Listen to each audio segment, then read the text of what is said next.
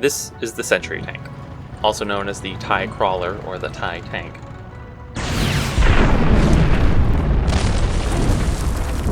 I do not like it. So we're going to be fixing it, but before we can do that, we gotta go over some history and correct flaws in its current presentation. The sentry tank first appeared in the Dark Empire comic run as this cool smoldering wreck. It would later reappear throughout Legends and even canon material.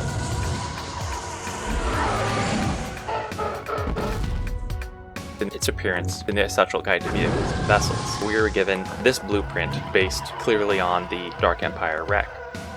However, even this blueprint denotes this tread support brace, which none of the previous images have shown. So before we go into my redesign, we first need to correct this glaring error.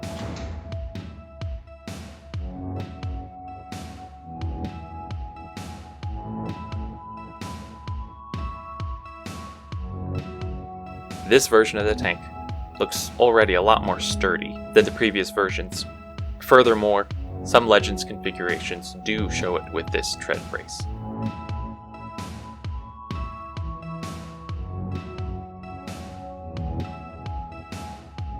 Now to get to fixing it. This turret down here is supposed to be a light turbo laser turret, which I have other problems with. But first of all, as you can see, it's just not in a good place. It's easily blocked by even the most minor terrain.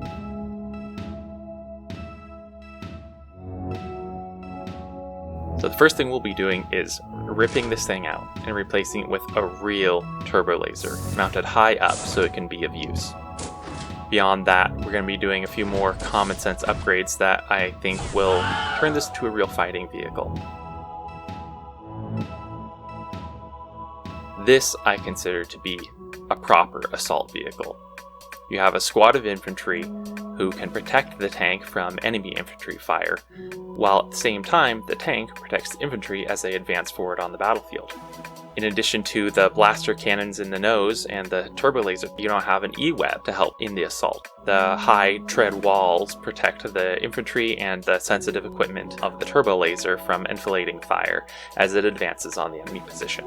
This is not a compact assault vehicle, as the Dark Empire sourcebook would have it, but I think it's a significant improvement.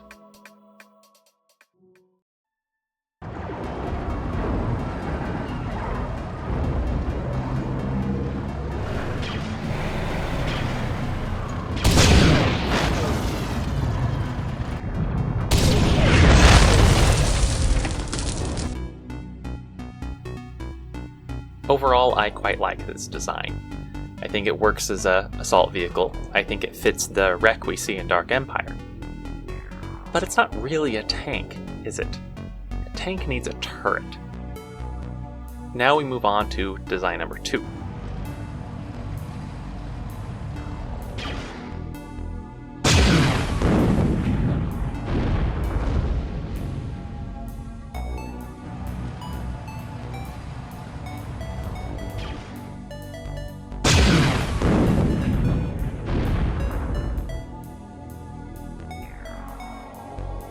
While essentially the same layout as the previous version, obviously we have the turbo laser up on a full 360 degree turret now.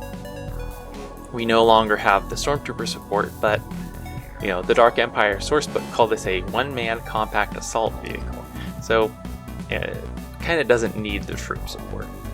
This is a real tank, and I think it looks pretty decent for being a TIE-based tank. It has a lot of that kind of TIE DNA to it.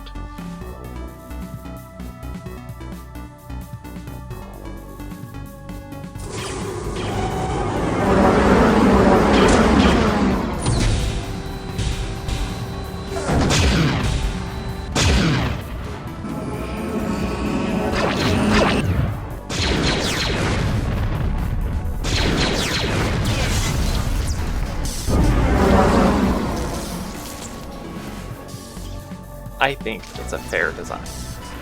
And like the previous one, I think its smoldering wreck looks quite like what we see in Dark Empire. But what else can we do?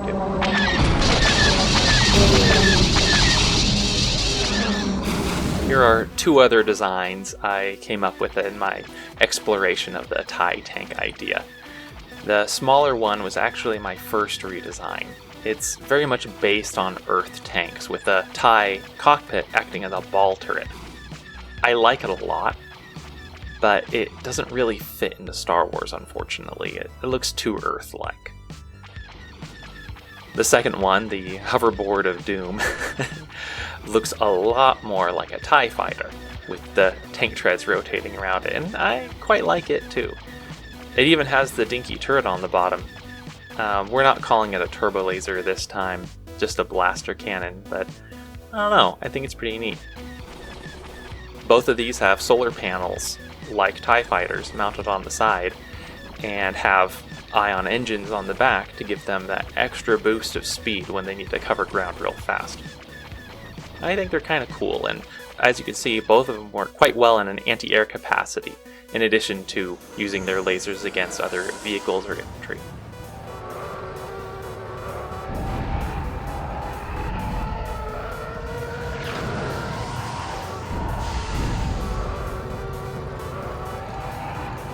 But what about the compact assault vehicle? Here we have what I've been calling the very angry caterpillar.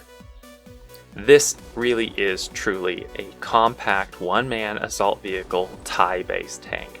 Almost the entirety of the tank can hide behind the ball section, which is mounted on a maglev turret, so it has an extremely wide arc of fire. It has a special housing for a probe droid in addition to other electronic warfare equipment, and has two vertical launch missile systems for taking on hardened targets. It is not a main battle tank. It is an assault tank. It is a compact assault tank. It's designed to move quickly through the battlefield across rough conditions, and upon reaching an appropriate spot, launches its probe droid and moves into an attack position with a high field of fire.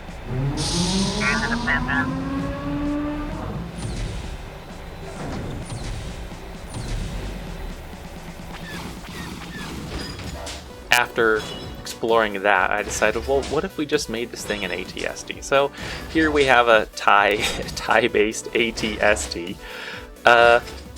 for no good reason at all. I don't know. I think it's kind of cool. If we're going to be doing a TIE-based military vehicle, why not do an ATST? But then, I couldn't just leave well enough alone, could I?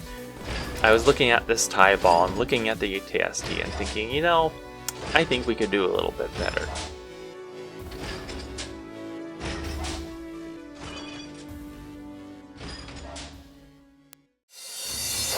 So, we have this thing. It's compact. It's fast. That's about all it has going for it. It's not a tank. But, I don't know. I kinda like it.